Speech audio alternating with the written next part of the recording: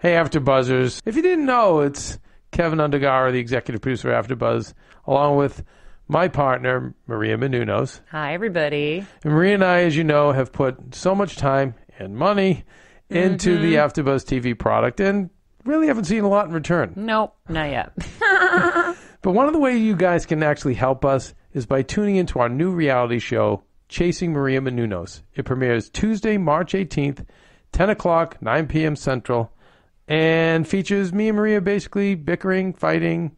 No, it's not just bickering and fighting. You get an inside look into my life, behind the scenes. You'll also get a behind-the-scenes look at AfterBuzz. It's really funny. It's not just bickering, and it's not fake either. So that's actually something no. to think about. Definitely not fake. It's definitely not fake. But please tune in to Chasing Maria Menounos on Oxygen, Tuesday, March 18th at 10 p.m. All of your support will help AfterBuzz because Maria certainly won't. So rude. You're listening to the AfterBuzz TV Network, now the largest new media platform on the web, and your #1 source for after-show entertainment. Very good, Gene. Johnson.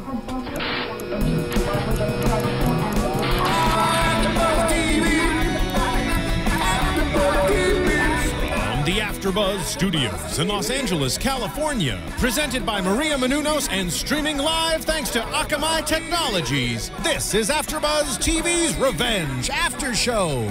We'll break down tonight's episode and get you all the latest news and gossip. And now, another post-game wrap-up show for your favorite TV show. It's AfterBuzz TV's Revenge After Show. Hello, everybody. Welcome back to Revenge after our hiatus, which we hated not being here with you guys, but we are back for Season 3, Episode 14, Payback. And I am your host, Roxy Striar, alongside Anna Koppel. Hey. And Phil Svitek. And like Revenge, we're revengier, we're sexier, and we're later. Yes, we are. How are we feeling about us being revengier, sexier, and later? Yeah, I got a feeling about it. Tonight really helped us with that sexier later feeling. And Stephen Lemieux in the booth. Thank you very much, Stephen, for helping us out. Thank you. The only disappointment was, they in the new season they teased like, "Hey, gotta kill them all." But obviously that didn't happen this episode.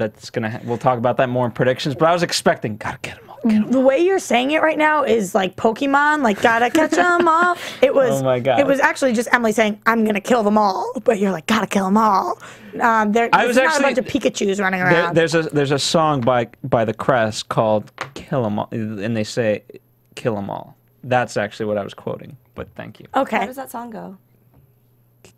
Kill 'em, gotta effing kill 'em all. Okay. So apparently we're not getting enough of the crust for you. We're not killing them all yet. But we do have a little bit of death this episode. Was that not satisfying your death quota? So let's get into topics and so we can talk about that death. Okay, but because it was quite the death. Before we do get more specific into topics, I want to know, overall, how are we feeling? I'm a little this is a complicated episode. I'm really excited to be with you guys to break it down because there's a lot to talk about. There's so much to talk about, and this is definitely an episode where I would really encourage fans to tweet at us and call in because, man, it has been a long time since we've seen the last episode. Here's the problem is this episode is a great pairing with the last episode, and obviously they kind of built like a mini three episode arc last time, but then they also introduced the blackouts and all and the father.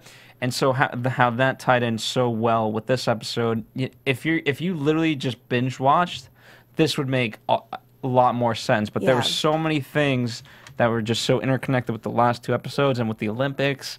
It's just so much time in between. So I think what my 2 amazing co-hosts are saying is, please forgive us. Forgive us if we are forgetting something or have questions. That's where you guys come in. You guys are such incredible, amazing fans. We love when you tweet at us. This is an interactive network. iTunes, YouTube, as always. We read everything. And if we are missing something, we apologize. We cover a lot of shows, and this is, of course, our favorite, but we have been on hiatus for a little bit. But we are back now, and hopefully we will get as much as we can out of this. So here we go. Starting with the magazine, Voulez. Guys, I mean, last time we see that there was not much loyalty between Margot and Daniel, as she fires him once Conrad threatens to take down and pull out money and all this stuff. Daniel's fired, but Charlotte is looking for a job, and she wants to intern at Voulez. I thought that was kind of strange because her brother had just been fired from there, and she could probably get a job at a million other places. But what was, and hold on to your thought, but what was confusing to me, you know, she didn't know that he was fired, and then, you know, he kind of encouraged it, if anything else. Right, because we find out that he wants her to be the spy. Yeah. But I still thought it was weird that she seemed into it after that. What did you think, Anna? Well, I think that the last couple of years she has had more of like a familial feeling with Jack and Carl. And so I'm sure she's embracing Margot in a way that we certainly haven't yet. That's true. I can buy into that. No, absolutely. It almost seems to me at times that she likes Margot better than she likes Emily. Sure. And looks up to Margot, and Margot's this incredible businesswoman. So I could see that. I think that's a really good point. But speaking about Margot for a second, there's another weird thing going on at Voulez, which is the fact that Conrad's come in and he's really running the game now. He holds this meeting, and it's a creative meeting, and she's not invited to because she's off apartment hunting, which we can talk about in a minute. But he ends up holding this, and he starts talking about her father. Now, we haven't heard mention of her father in quite some time. What the hell's going on here, guys? What she's going to Paris now to go see him face to face. Last we knew was that he was going to come here, and then he bailed last minute. Because he didn't care. Because he didn't care enough. So what's going on, and what is the relationship between Conrad and Margot's father? What are we missing? I mean, Conrad has always seeked power. Margot's father clearly has that. Conrad's also always wanted to control the press. Okay. Margot's father clearly does that too. But is there part of the story that we haven't gotten yet? Part of the relationship between Conrad and Margot's dad? Oh, absolutely. They talked about the stocks. Okay. You know, in Grayson Global. So what are you thinking on? I see the wheels turning. I see them turning. Well, I'm not sure. I'm not sure yet.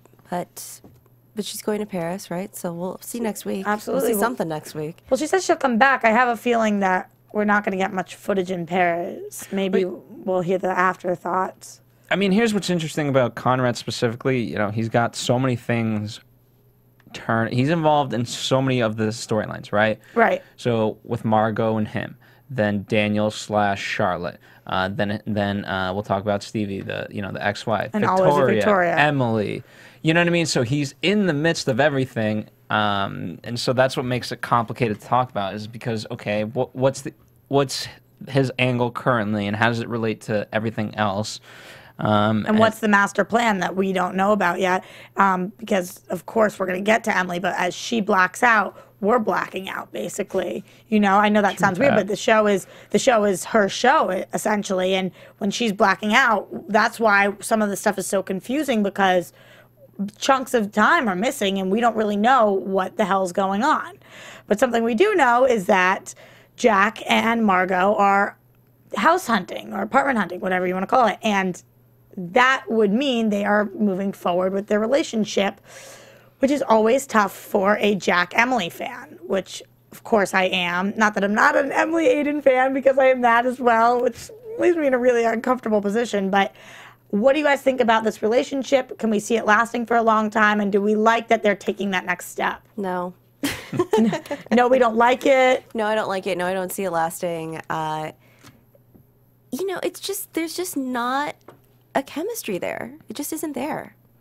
It's a brother-sister relationship? No, it's like a business transaction. Okay. Yeah, That's always what you want to be told about somebody you're having sex with. Yeah.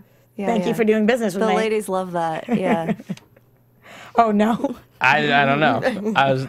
Never mind. But for me, both of you tonight, though, I can see the wheels, but okay, for me, yes, I can answer your question in a moment, but with her going to Paris and with Jack kind of left there alone and about to get the apartment, it's going to be interesting to see their split in the sense that she's dealing with something else entirely, and now Conrad's ex-wife is going to do something with Jack, and how that's going to affect each other. Well, what do you mean how it's going to affect each other? What are you thinking? Well, because so much of anytime our heroes, if you want to call them that, kind of start to separate and are in constant communication, you know, on a daily basis, visually face to face. When you're referring to our heroes, I don't even know who you're talking about. Aiden, Emily, Nolan, Jack. Okay. The heroes. We talk about it all the time on the show, but the sense of morality, I mean, the heroes, it's very complex. I guess Aiden... Well, in this case, it's Margot and Jack, and again, because she's going to Paris and he's here, I think things are going to happen really badly for them. Because they're split, you know, they're each doing their own thing, and it's never good when there's different agenda. You know, she's got a fire to put out, he's going to have a fire to put out. So you think the distance and the time and the space is going to have a negative effect on their relationship? I don't know about it. It's just gonna. They're not soulmates. Is that what you're saying? Okay, forget the love thing for one moment. I feel like it's all about the love thing. How do you forget the love thing? Okay, forget great. the whole love thing. No, I understand that they're in love, and you know what? That's going to last for. Are they? Yeah. That's going to last for the next foreseeable future. But the problem is, they will really be out their love. Forget the love. There's something will be tested. You know, their resolve, and it's going to affect each other negatively. Their what will be fine. tested? Their love will be affected negatively. Is that what you want me to say? No, it's not. Relationship? They're what? I actually want to know what you're trying to say. Yeah. Their lives. Use your words. Their lives will be negatively affected. At their lives together or their lives individually, which will pull them apart as a couple? Individually, but it can also affect their relationship, or it could make them grow stronger. Sure. Something you mentioned that I actually... Okay, Jack is getting involved in Conrad again. Right. And has that ever helped him out in any sort of way? Well, the problem is that Jack knows more than he's letting on to Margot, and as Margot digs, she's going to find out that Jack is more involved in this than she ever thought, which of course lies in a relationship, lies especially as a foundation of a relationship, which is essentially what's going on here, is never a good place to be.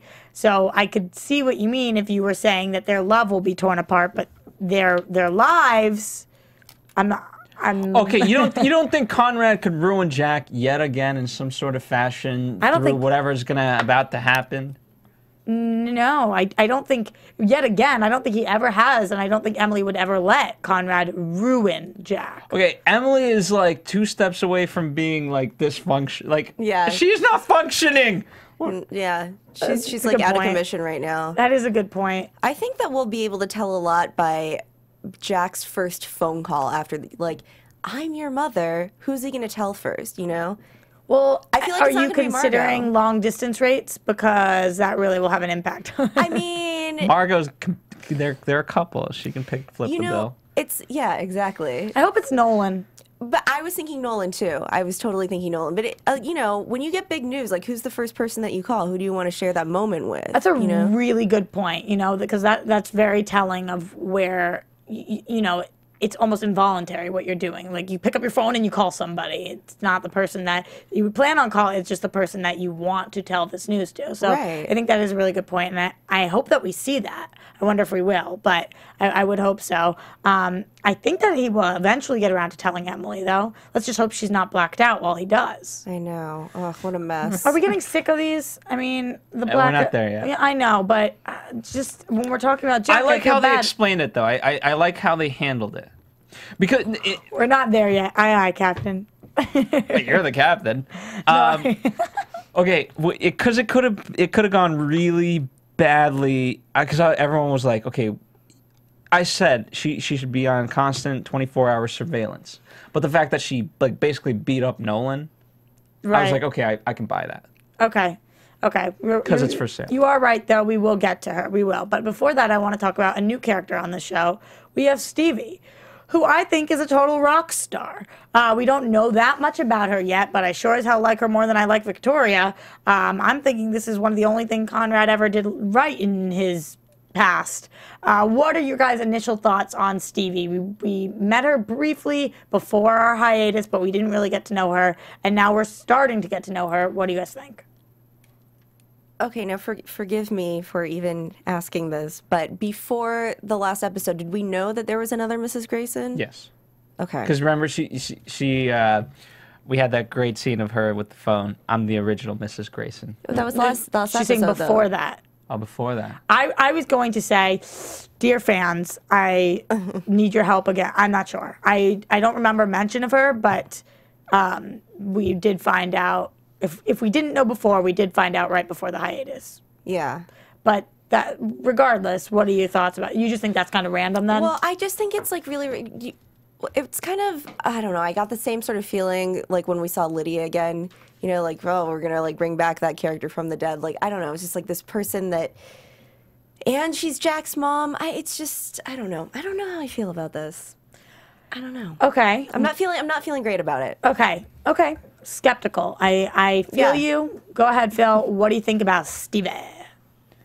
I mean, in terms of her dynamic on the show, I really like it because, you know, she's going full force. And you said it when she's there and she's getting the drink and, like, you know, he says, oh, you're a loyal customer, and you kind of connect the dots and whatnot. It's interesting to see her with Emily. And remember, she kind of goes along with Conrad's plan, right? Because, you know, he gives her the letter. Hey, this will make you happy. This will, you know, and it'll bring down Victoria. And she doesn't go for it, but then clearly she does because she takes it out of the trash and starts the whole thing. Right. But she's not aligned with him. She says we're not partners, and so You'd I be want to know. foolish to think so. I want to know, as always, what her full agenda is. Right. We definitely don't know. Does she have a Riv agenda or does she just have an agenda? And I think that it's interesting. So Conrad approaches her with this paper, and we can only assume that paper is the deed to the house or when he initially bought it, so that she knows that it was while their divorce was not even finalized. And she says, listen, I at one point I would have gone for this, but now I'm happy. Which would make us assume she has a whole nother life somewhere else. Well, let me tell you, somebody who has like a happy and complete life does not go back to the Hamptons to go after her ex. And I think she's going. I mean, I'm surprised that Conrad is so trusting because I think this is going to hugely negatively affect him. I just think he wants to stick it to Victoria, which this does. Yeah, but I want to. I was going to say stick to Victoria. Anyway. Was that like a "that's what she said" joke? No. Or here's the thing. Yes, I would like to take down some people too, but not the expense of myself. Right. That is a good point. So I don't know. Or it would have to, you know, the balance would have to be equal. Let's go back a little. So she is back in town because supposedly Emily called her during one of her blackouts and said, "I want to divorce Daniel, and I'm in love with somebody else." Now, we were not privy to that phone call, but that's what she said. So then this woman picked up, went across country to help Emily get what she deserved. Now, I would say that a happy woman would be able to do that, and she just doesn't want Emily to get screwed the same way she got screwed. she also kept the last name Grayson. She did. I don't know. She's a sketchy character. I don't know. She's a little sketchy, but I'm wondering, what was it that exactly made her change her mind about showing up to the meeting with Victoria and Conrad? She's not there as the lawyer. She's there as the recipient of the house. So what exactly flipped that switch for her? She got unhappy like Conrad predicted. I don't know. Yeah. Well, that's why I don't know. I just don't trust her. I don't know. You clearly can't, but I mean, in some ways I'm enjoying it because okay, I didn't quite get at first what they were talking about with the dress, her and Victoria, or when they're there. And when she says, again, you want what's already mine or what I already have or something. And then the reveal of the dress. Right. The same one in Victoria's hands. I thought that was brilliant. Right. It was clever. And I don't know. I do see what she's saying, like the girl who follows in your footsteps, always taking your sloppy seconds. But as Stevie, wouldn't that not bother you as much as it should if you were Victoria, you know? Like, why would Stevie care? She's supposedly happy living somewhere else. So I'm a little skeptical as well, but seems like she might have the same agenda as Emily, so maybe she's on our team. Maybe. I mean, I think it comes down to, I think we can safely say that Stevie is not happy. with her current life. Right. Can we just agree on Yeah. that? Oh, totally. Yeah, at least not as people happy don't as do she this. said. No, yeah. Yeah, I can agree with that. But I'm surprised, Donna, that you are so skeptical. What do you think it is that she's capable of? Oh, I have no idea. Who knows what any of these people are capable of? I mean, God, is she trained by Takeda? We don't even know. Yeah, we don't need to, who knows? And the other thing is, like, what is with Conrad's pattern of marrying women who have children with other men? What is that about? So that's a great point. We have to mention the very end of the episode Very where emasculating. she says that she is Jack's mother. I mean, what the what? So Jack's mom is Stevie, which means that he's like almost related to Conrad. And is this something that we're annoyed that the revenge writers are just throwing in? Or does it seem to make a lot of sense? Because honestly, the very top of the episode, I was like, I guarantee that this is Jack's mom. I don't know why I got that vibe. I just kind of did. Well, we'll see how it plays out. It could go either way. It depends on the repercussions. I think if they handle it really well, then I can get behind it. If it's like, if it just turns into 1 or 2 episodes with her, then it's like, okay. Do you think part of the reason she's back in town is to rekindle this relationship with Jack? Or, sorry, not rekindle, kindle? Yeah, that's another thing. Where has she been? Why hasn't she been around? You know, she missed Declan. She missed all of that. You know, he's gone now, so... Well, is it That Declan? was her son. I understand, but that's his brother. Like, there's just, like, this whole part of his life that, like... And what about little Jack? Carl? Carl. I mean, and she missed one of Jack's wives. Yeah, there's just, like, all of his life that she just hasn't been around. Sorry, again. Ooh, guys, I'm really sorry. What did we think happened with Jack's mom before this? Did we She have was just dead. No, I thought she just took off. Like, just deadbeat? yeah, that she just sort of, like, abandoned the boys with the dad. But I'm not 100% sure. Please feel free to. That's you guys, baby. Yeah. We love you. We need you. We love you. We need those you. tweets. So anyway, though, It just can't be what Patrick and Victoria are going through. If they have that type of relationship or dynamic, Like, weird sexual tension and and history going of rape. And well, here's the thing: I can't have Jack going back and forth like Patrick is going. Like 1 week, Patrick is like, "I hate you, Victoria." Oh, but yeah, now I see where you're coming from. That evil witch. Yeah, Patrick Wait. just seems like somebody who doesn't think for himself at all, because he was like ready to kill this guy, and then he was like, and then I saw her on Lexington Avenue, and it made me sad. And he was like, oh, He's very. who is this guy? What do you call it? It's not bipolar, but like hot and cold? Is Dumb? that the term? Dumb. He seems dumb to me. No, I just think that he's never been a part of this world. He's not. But how do you switch your opinion that easily? Because of the way that, if somebody told you that this was your father and that and all these horrible things about him, and then you meet him and he doesn't seem like a bad guy, you'd probably be very confused. And literally, like, as if his dad was in the electric chair, he's debating flipping the switch, basically, And once he's like, wait, is he guilty? I don't know. I think that's how his... But this isn't like the first example of his indecision and his flipping of his opinions. He's just so not used to this. I mean, he says tonight, what's wrong with us? And I don't think we've ever heard anybody on this show step back and be like, what's wrong with us? Okay, but he's not lived a normal life to begin with. So how do you mean? He didn't know who his father and mother were. And he went from, think about his past. A sad childhood, but not an absurd one. Not like all of these people are dying and raping and bleeding and all. It's just madness. He's so not used to this hoity-toity, rich, brush it under the rug kind of world. So I think it's fair to say that he would be confused, to say the least. And if he sees a glimmer of hope or goodness in his father, he wouldn't want to make a mistake, And we've seen before what he tried to do to Conrad. We know it's in him to be a killer. I'm talking about Conrad with the whole car situation. Yeah, and Father Paul, yeah. But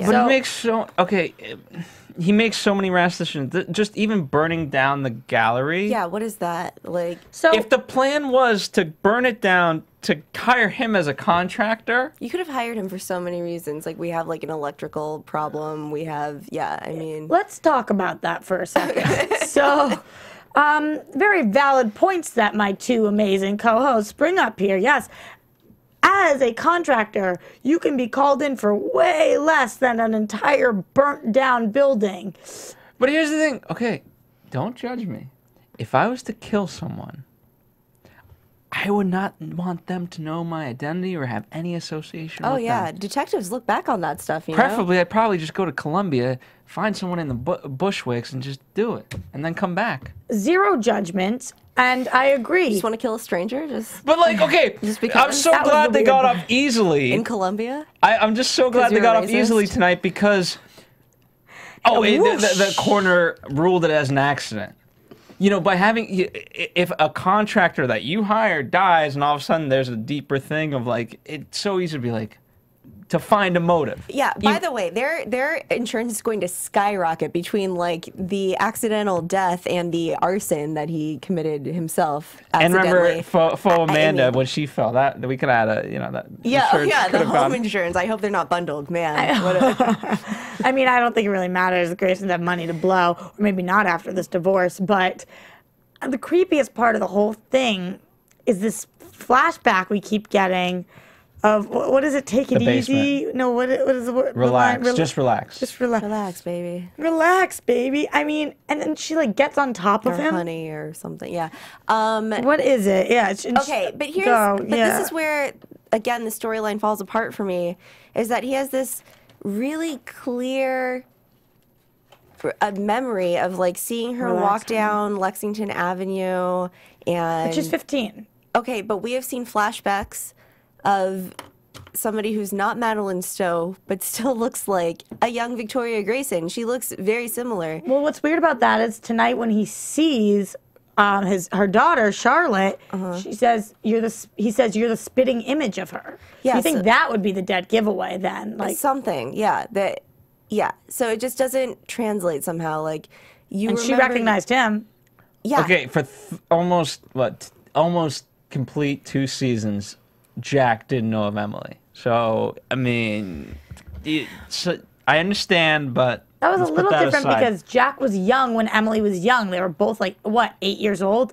But this is, I don't know, I would like to think that if somebody that I had sexual intercourse with at age 15, I would recognize if I saw them. Okay, but this episode, if I'm to explain... Maybe not. This episode's all, right, it's about the mind. And the mind can hinder and hurt. So maybe he's so regretful of that moment and it's just so painstaking that, you know, he's kind of blocked it and isolated it. And only now, by talking about it in a therapy kind of way, he was like, oh, you know what? Yeah, I'm remembering. You know what? That's another thing, is that a contractor doesn't just show up to a gallery and then just start talking about his regrets with this guy he met 3 minutes ago, like, when I was 15. But it was funny when he said, you didn't hire me to talk about this stuff, and like, that's exactly why he got hired. Yeah, I know. That's exactly it is ironic. why he got hired. It is ironic. But what did you guys think about when Victoria and Jimmy are at the birthday party, and Jimmy looks at her and is like, I can tell the way you're looking at me. What was he trying to say? Like, I know you want to F me? Yeah, or he was saying that. Well, certainly Victoria thought perceived it as that, but I don't know. I just thought that it was so strange. The way that he was acting with Patrick, and I guess this is the point, was such an upstanding, he just seemed like a good guy. I feel like he had to have known then, because this is another thing that doesn't make sense to me, is like, what contractor shows up, sees that there's like an elaborate party going on, and be like, oh, I still wanted to come in and show you some paint swatches. Like, no, like nobody would do that. He would see... And then just assume that Victoria's relationship with the governor was fake and that it was a front and that she wanted him. And the way she was looking at him, if you have ever wanted somebody, that is not the way you look at them. It was like, I am scared crapless of you. Yeah, gentlemen, if a lady looks at you like she's frightened, that's not a green light. Yeah, I mean, that was some serious, like... That is what really got to me. That's what he thinks that it means when a woman wants him to look like that. She looked like she was going to pee herself. Yeah. I mean, no, I'm serious. Like, I felt I felt bad. And then when she goes to find Patrick and say, like, you're not hurting him, the only person you're hurting me, and just so happens at that moment, of course, he hears the conversation. Well, he followed her, of course. And then all of a sudden... Gonna rape her again. You think that's what was going to happen? I have no idea. I don't know. Hey, it's not a bad theory, though. Yeah, potentially. But had Jimmy not grabbed Victoria in that minute, what do you guys think would have happened? Would Patrick have let him go, or how do you guys think that it would have played out? I mean, I think eventually, seeing what happened there, I think Patrick would end up hating Jimmy. Because we do think Jimmy inappropriately grabbed Victoria at the end there, right? Or no? Grabbed her? At the very end, or not at the very end, but when they're in the room and she says that he said that and he kind of like grabs her, that's when Jimmy's like, get off, like, no, and strangles him. Yeah. I mean, that's when Patrick strangles Jimmy. Yeah. Or inappropriately touched her, at least. Yeah, but that's when he already knew who she was, and so there's more anger. I don't know. Right, but Patrick was trying to say up until that point, like, he seemed like a changed man. Right. So it wasn't until he sees Jimmy touch his mom in a way that I guess he was not too fond of that he strangles him, and then not only strangles him, I thought he was maybe going to strangle him until he passed out, but he takes his head, slams it against the counter, and he dies. Was Patrick trying to kill Jimmy at that point? Oh, absolutely not. No, you think it was an accident. Oh, so Because he takes out the phone to call 911. Yeah. And then... I mean, here's the, obviously the head bleeds, but I don't think when you push someone or slam them, you're thinking, oh, let me crack his skull open so he bleeds to death. It was just like, oh, wow. Because we looked at it and he seemed normal, and then we cut back to his head, and there's this pool of blood. And I felt the same. I was like, oh, man. He immediately goes to call 911, though. And Victoria says no. She gets on top of him.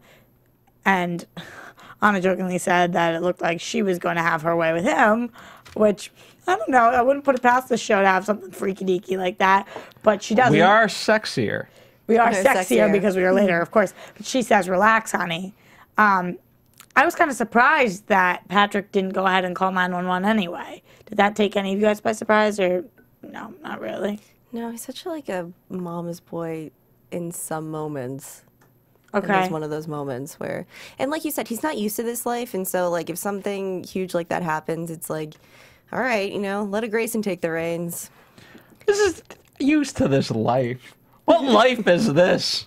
Oh, the Hamptons, it's baby. filled with murder and scandal. Revenge. Yeah. How long do you think Patrick can last in this world? I'm surprised he's made it this long. Me too, because when he says tonight, what's wrong with us? And then she's like, well, it's okay, we can get through this. And he's like, I don't know if I can.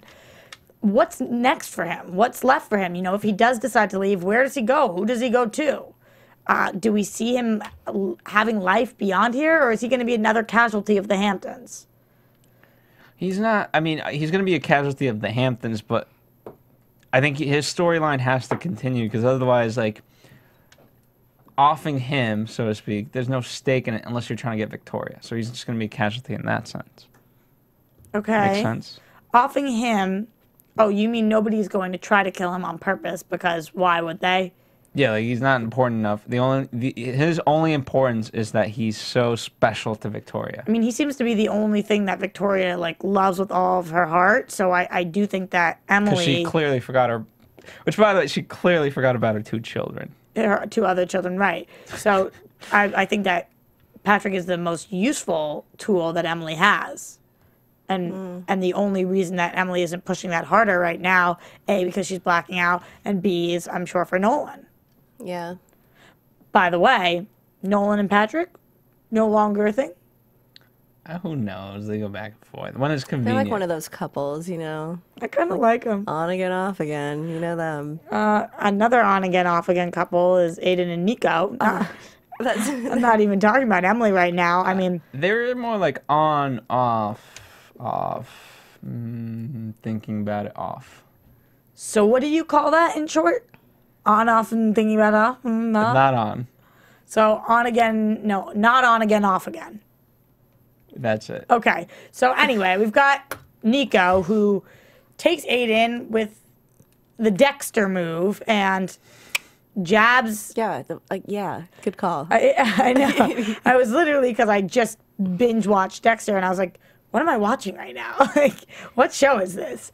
And jabs him in the neck, makes him pass out, throws him in the trunk, ties him up, and we finally get our question answered about why the hell this weapon was under the bed, which we scrutinized over the last time. So we were like, what an idiot. Why would he do that?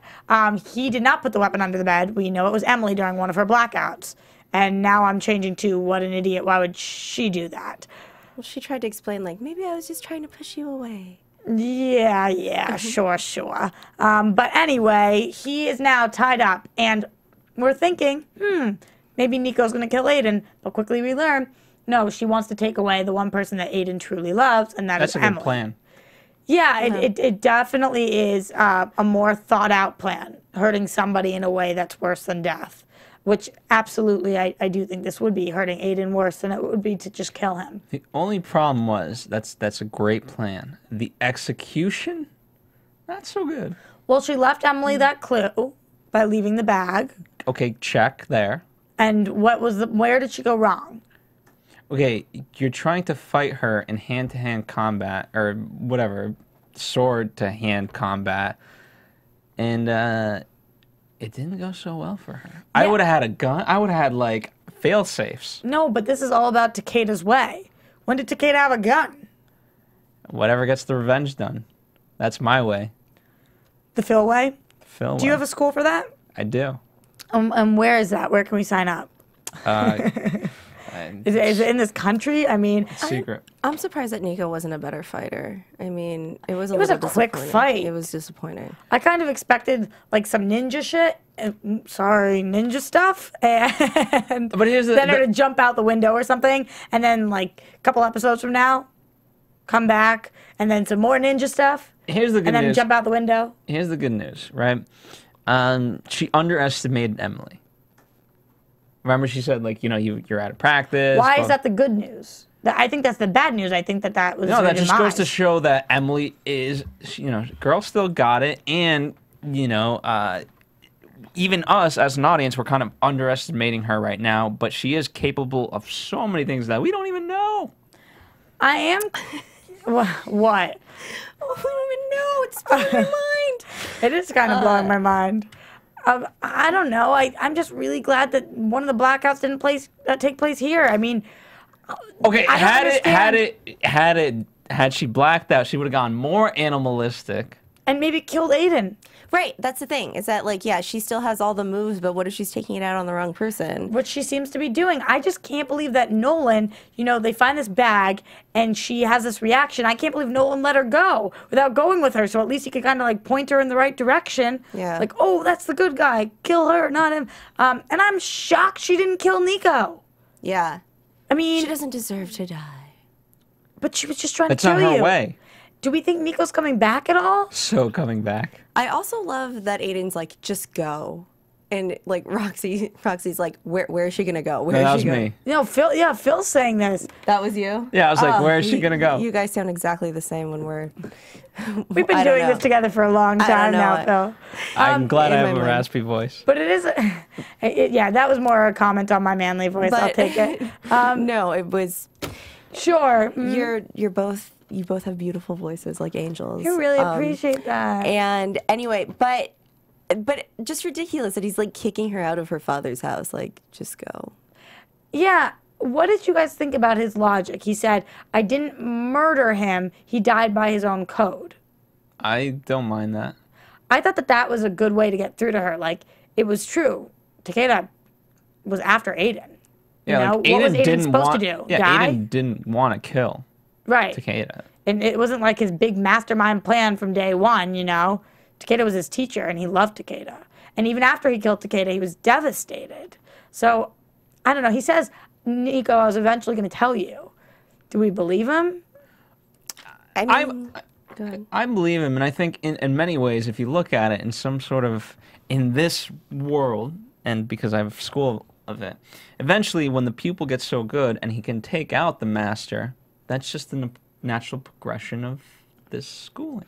I think Takeda would see it otherwise, but I do get what you're saying. I don't think he was going to tell her. As far as she knew, he was coming back for her. She doesn't even know about Emily yet. She has to come back and find out about that. And you think he's going to say, like, oh, by the way, I killed your dad? No way. Yeah, I really doubt it, too. And it would just be putting himself in the line of fire. Although, I don't know, sending her to all these different countries and pinning it on somebody else.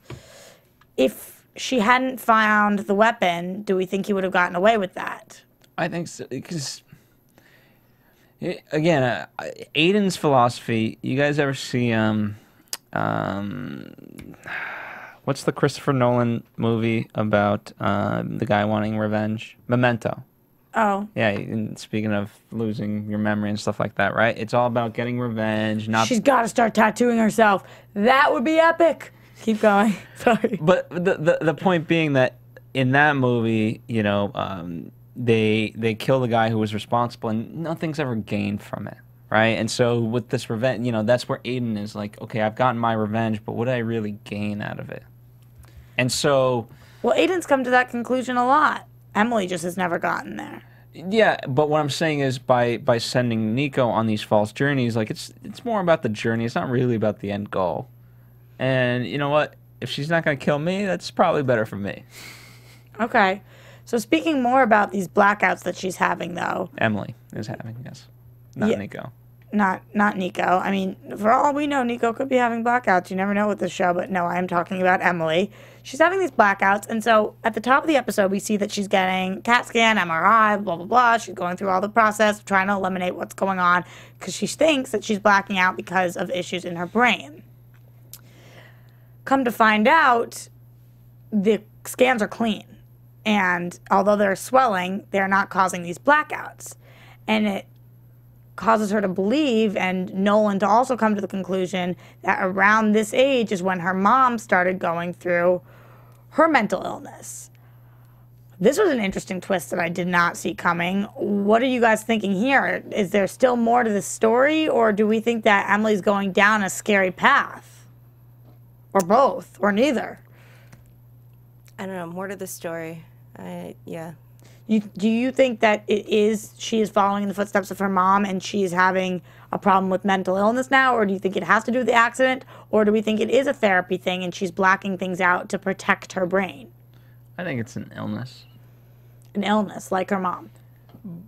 But there has to be some sort of way to get out of it. Obviously, it's not going to be easy, but she's going to, you know what I mean? She's going to have to risk everything to try to cure this. Okay. She's been so mentally strong most of her life. I don't know. Maybe. And she's still, you know, but it's...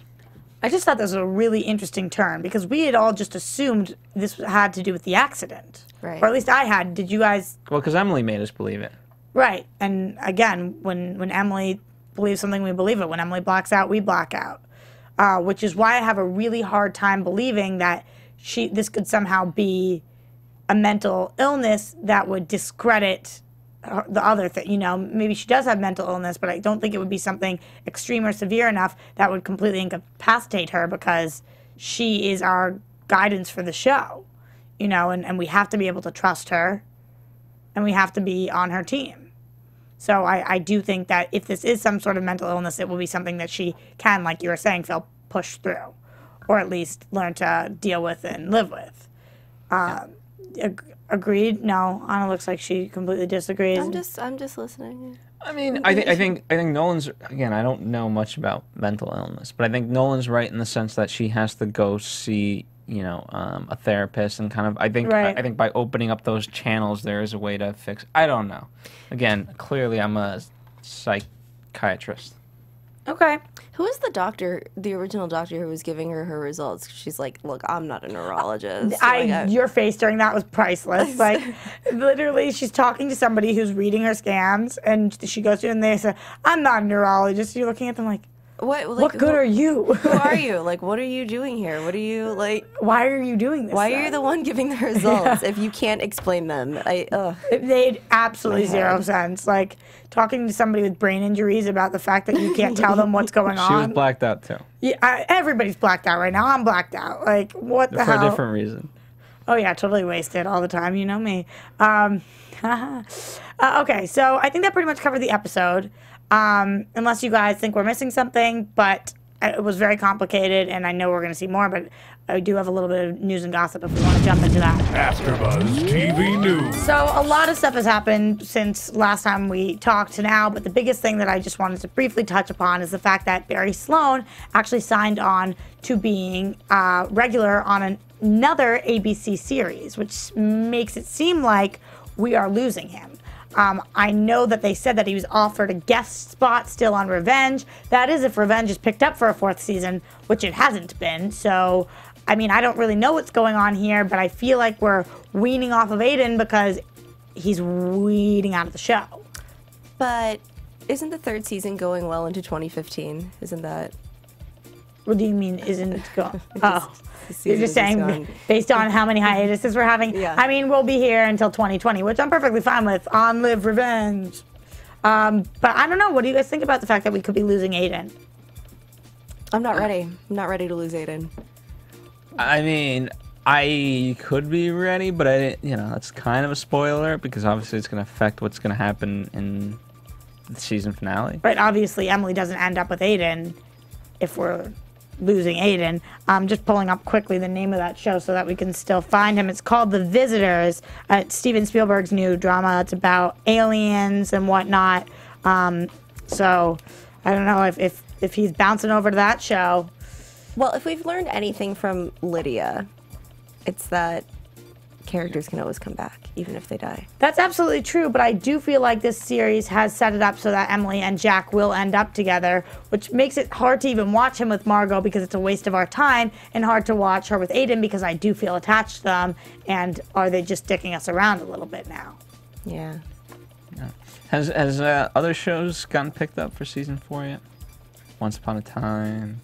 You mean other ABC shows? Yeah. I don't know. We're going to have to check on that. They kind of, more and more, they announce that really late. Yeah, we're going to have to check on that. But it just does make me nervous, especially because their ABC is willing to swap him out for a different show.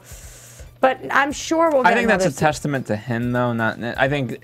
Here's the thing. I think they knew where they were going with this storyline. Again, spoiler alert in terms of... I don't know what exactly is going to happen, but I think it can't be good. Well, and Nico's coming back.